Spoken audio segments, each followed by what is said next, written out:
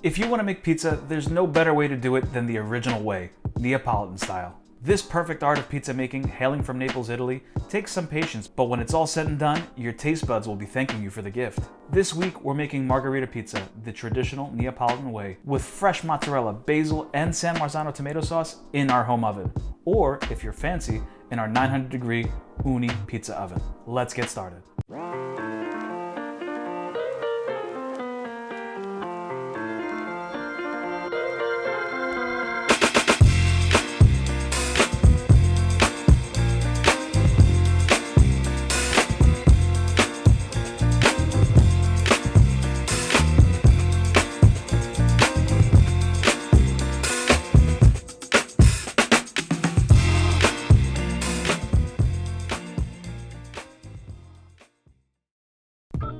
Listen, when it comes to pizza, there are literally thousands of ways to make it, but to me, there's no better way than Neapolitan style.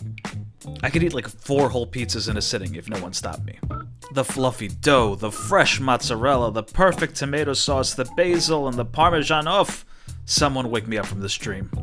Anyway, if you're cool with being in a pizza dream and want to learn more about how to make Neapolitan pizza just like this, don't forget to smash the subscribe button below and follow along each week. Okay, so let's get started. Today's recipe is meant to make 10 260-gram dough balls at a hydration of 68%. Don't know what that means? Let me help you understand.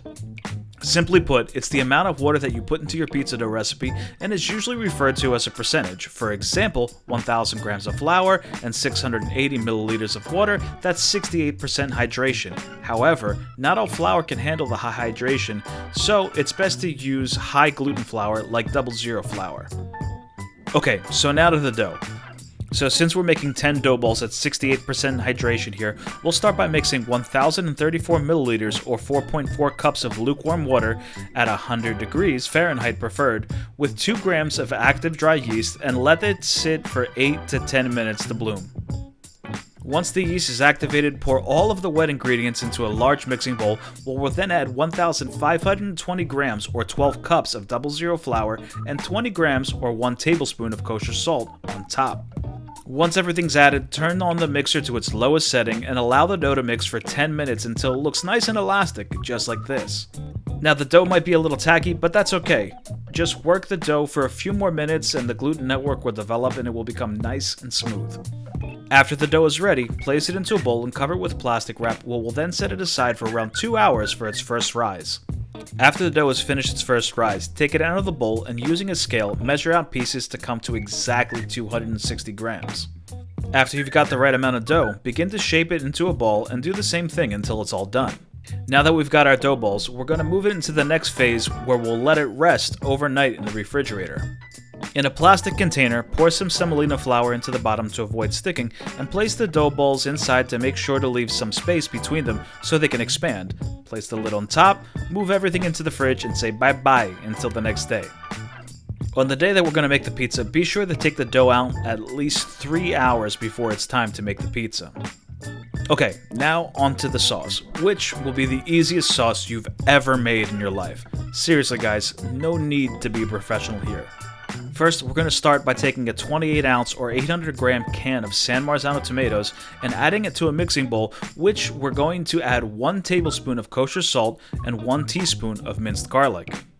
Next, take 4 to 5 basil leaves, place them on top of each other, roll them up like something you don't want your parents to catch you with, and begin to slice the basil nice and thin. Once it's sliced up, put the basil into a mixing bowl where we'll then add 2 tablespoons or 40 milliliters of extra virgin olive oil.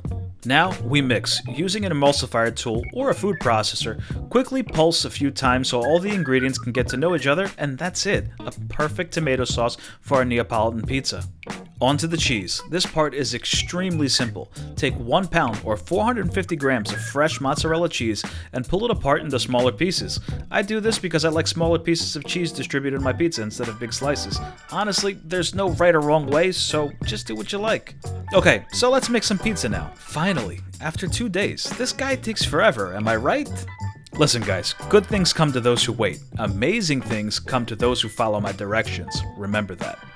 So to start, being sure to flour your hands, take the dough out of its container and then give the dough a light dusting of flour on both sides.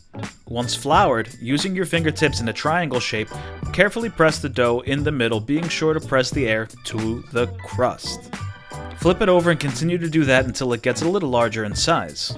Side note, it's super important to make sure that the air does not escape the crust. That's what makes the whole crust nice and airy when we're all done. Now to get the perfect circular shape, take the dough and using your fists, let the dough drop down from your fist, letting the weight of the dough stretch itself, and then continue to turn the dough as if you were turning the wheel of a car.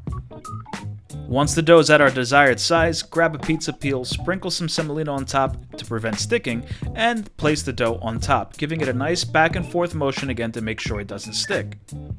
Next, take 2 to 3 tablespoons of our sauce and spread it across the pizza. Place on the fresh mozzarella evenly across the pizza, and then we're ready to bake. In an oven preheated to as high as it will go, in my case that's 550 degrees Fahrenheit or 280 degrees Celsius, launch the pizza onto your pizza stone and let it cook for about 8 minutes. At around 6 minutes, turn the heat off and turn the broiler on high so the top of the pizza can get some char to it. This creates a similar effect to the wood-fired ovens traditionally used to make Neapolitan pizza. Once your pizza is ready, take it out of the oven, add some fresh basil and extra virgin olive oil on top. I also add some oregano, and there you go, a beautiful, delicious pizza. But Evan, how does it taste? Actually, it's quite good, but the texture in the dough ended up resembling more of a New York style instead of a Neapolitan style, and it's still awesome, it's just not what we're looking for. But don't worry though, here's where we get to have some fun. To make true Neapolitan pizza at home, I'm going to use my Ooni Koda 12. This propane-powered pizza powerhouse, say that 3 times fast, gets up to 900 degrees Fahrenheit, 480 degrees Celsius, and pumps out pizzas in just about 90 seconds. So hot, so sexy. I really do believe that this is the best tool anyone can use to get as close as possible to Neapolitan-style pizza at home without spending thousands on building or purchasing an outdoor oven. Anyway, back inside we go. We're going to go through the process of opening the pizza dough again, and then to which we're going to add San Marzano tomato sauce, our mozzarella cheese, and some extra virgin olive oil on top. Once it's ready, take the pizza, which is now on a pizza peel, and launch it into the Ooni oven, which I regulated its temperature to be about 850 degrees Fahrenheit or 450 degrees Celsius. Side note, every 20 seconds or so make sure to turn the pizza so it doesn't burn, since the flame is only coming from the back side of the oven.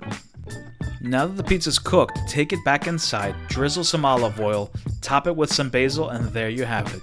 A traditional, albeit slightly charred, Neapolitan-style pizza, one of God's greatest gifts to this earth. So I guess there's just one question left for all of you. You want some pizza?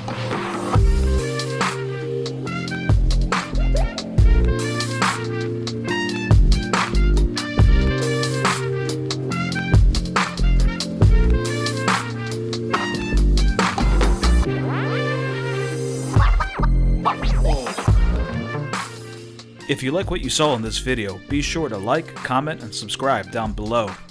Also, if you want the full recipe in a written format, go to my website, evankaras.com, for the whole thing. See you guys next week.